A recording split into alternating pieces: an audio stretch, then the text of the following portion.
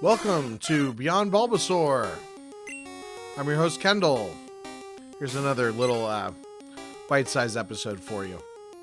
So the original premise of the show was that a lot of fan projects that surround Pokemon start at Bulbasaur because Bulbasaur is number one in the Pokedex. You get fan art or write-ups or whatever of Bulbasaur, go strong into Ivysaur, and things start to lose momentum with Venusaur. By the time you get past the 9 Gen 1 starters, you're kind of out of steam. At number 19, other than Ivysaur and Charmander, Rattata is the lowest numbered Pokemon that I've covered on the show. When getting reference material for the episode's MS Paint art, I found just a ton of Rattata fan art. It was kind of crazy, some of it a little disturbing. Obviously, Rattata is an iconic Pokemon, but I have to speculate that it has to do with fan projects starting at number 1. I go back and forth on Rattata as a Pokemon. Everyone talks about Pidgey being their first catch, but Rattata is in those early areas too. Probably the difference is that Rattata and Raticate don't scale particularly well as the game goes on.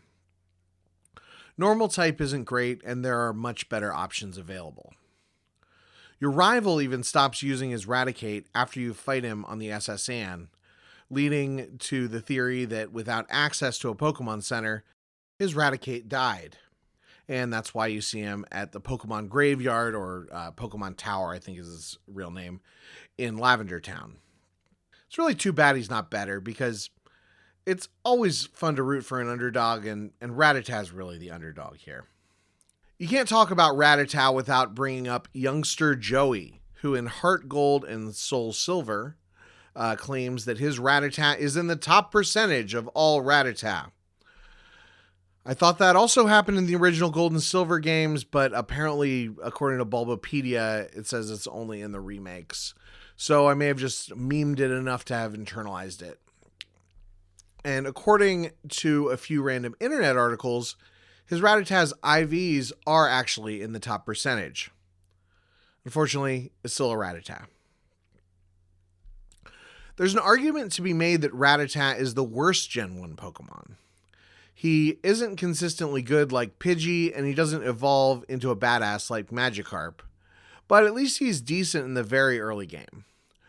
I would argue that Pokemon like Onix and Tangela are significantly more useless, and Pokemon like Zubat and Voltorb are more annoying to run into in the wild. Like a lot of Gen 1 Pokemon, Rattata is sort of an archetype, inspiring later generations, including Sentret, Zigzagoon, Bidoof, Patrat, Bunnelby, Yungoos, and Squovit. That's actually a pretty impressive list of ripoffs. Every generation besides Gen 9 seems to have a mostly useless rodent that you can catch in the early game. The closest I could find in Gen 9 was the pig-looking Lechonk or the Pikachu-esque Pawmi. That's all I've got to say about this purple rodent that was either the second Pokemon you ever caught or the first Pokemon you opted not to catch. We'll see you next time. Keep catching them all.